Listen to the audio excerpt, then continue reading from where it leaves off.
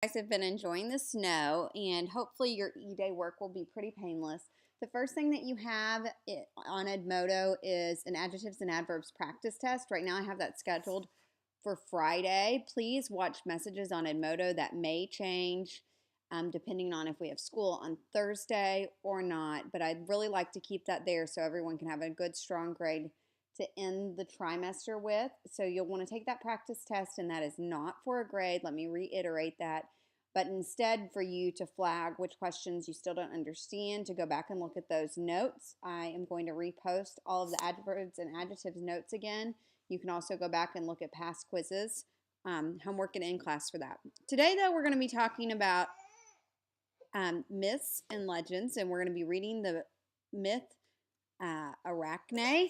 Myths are fictional tales that describe the actions of gods and heroes. Every culture has its own collection of myths.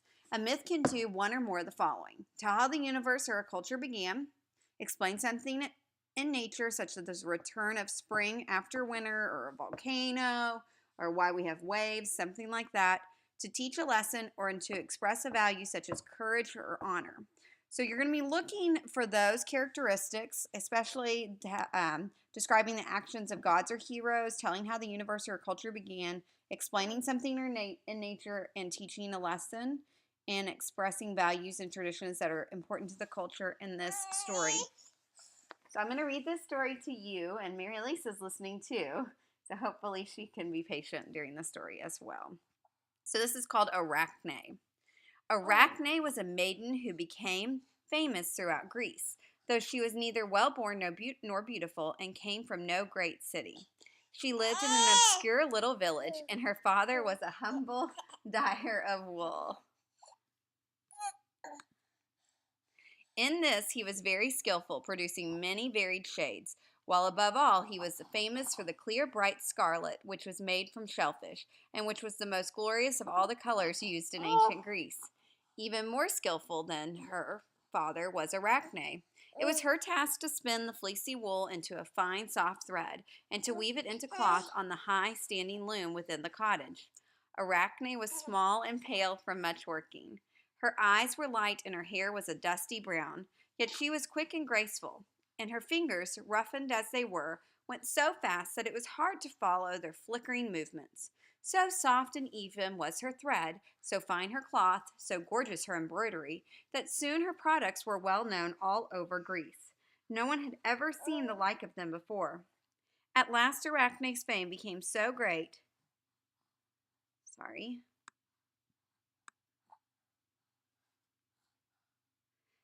That people used to come from far and wide to watch her working.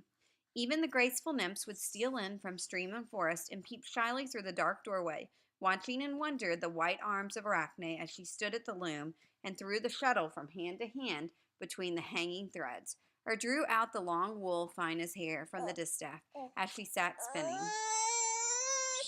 Surely Athene herself must have taught her, people would murmur to one another. Who else could know the secret of such a marvelous skill? Arachne was used to being wondered at, and she was immensely proud of the skill that had brought her so many to look on her. Praise was all she lived for, and it displeased her greatly that people should think anyone, even a goddess, could teach her anything. Therefore, when she heard them murmur, she would stop her work and turn round indignantly to say, with my own 10 fingers I gained this skill, and by hard practice from early morning till night, I never had time to stand looking as you people do while another maiden work. Nor if I had, would I give Athene credit, because the girl was more skillful than I. As for Athene's weaving, how could there be finer cloth or more beautiful embroidery than mine? If Athene herself were to come down and compete with me, she could do no better than I. One day when Arachne turned round with such words, an older woman answered her, a gray old woman, bent and very poor, who stood leaning on a staff and peering at Arachne amid the crowd of onlookers. Reckless girl, she said, how dare you claim to be equal to the immortal gods themselves? I am an old woman and have seen much. Take my advice and ask pardon of Athene for your words. Rest content with your fame of being the best spinner and weaver that mortal eyes have ever beheld. Stupid old woman, said Arachne indignantly. Who gave you a right to speak in this way to me? It's easy to see that you were never good for anything in your day, or you would not come here in poverty and rags to gaze at my skill. If Athene resents my words, let her answer them herself. I have challenged her to a contest, but she, of course, will not come. It is easy for the gods to avoid matching their skill with that of men. At these words, the old woman threw down her staff and stood erect. The wondering onlookers saw her grow tall and fair and stand clad in long robes of dazzling white. They were terribly afraid as they realized that they stood in the presence of Athene. Arachne herself flushed red for a moment, for she had never really believed that the goddess would hear her. Before the group that was gathered there, she would not give in. So, pressing her pale lips and together in obstinacy and pride, she led the goddess to one of the great looms and set herself before the other. Without a word, both began to thread the long wooden strands that hang from the rollers, and between them which the shuttle moves back and forth. Many skins lay heaped beside them to use, bleached white and gold and scarlet, and the other shades varied as the rainbow.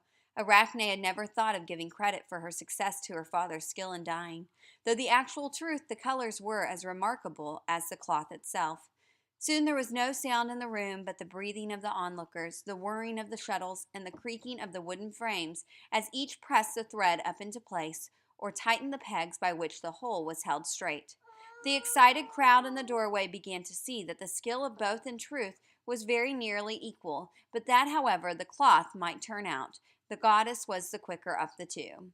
A pattern of many pictures was growing on her loom. There was a border of twinned branches of the olive, Athene's favorite tree, while in the middle figures began to appear. As they looked at the glowing colors, the spectators realized that Athene was weaving into her pattern a last warning to Arachne. The central figure was the goddess herself competing with Poseidon for possession of the city of Athens, but in the four corners were the mortals who had tried to strive with the gods and pictures of the awful fate that had overtaken them.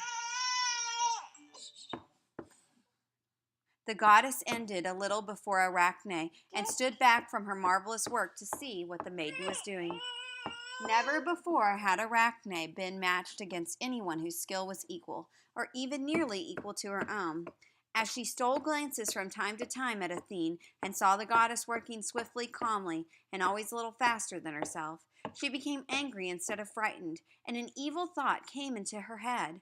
Thus, as Athene stepped back at a pace to watch Arachne finishing her work, she saw that the maiden had taken for her design a pattern of scenes which showed evil or unworthy actions of the gods, how they had deceived fair maidens, resorted to trickery, and appeared on earth from time to time in the form of poor and humble people. When the goddess saw this insult glowing in bright colors on Arachne's loom, she did not wait while the cloth was judged, but stepped forward, her gray eyes blazing with anger, and tore Arachne's work across. Then she struck Arachne on the face. Arachne stood there a moment, struggling with anger, fear, and pride.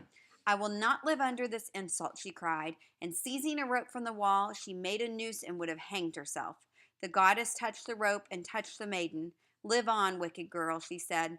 Live on and spin, both you and your descendants. When men look at you, they may remember that it is not wise to strive with Athene. At that, the body of Arachne shriveled up, and her legs grew tiny, spindly, and distorted. What do you think she's going to become? There, before the eyes of the spectators, hung a little dusty brown spider on the slender thread.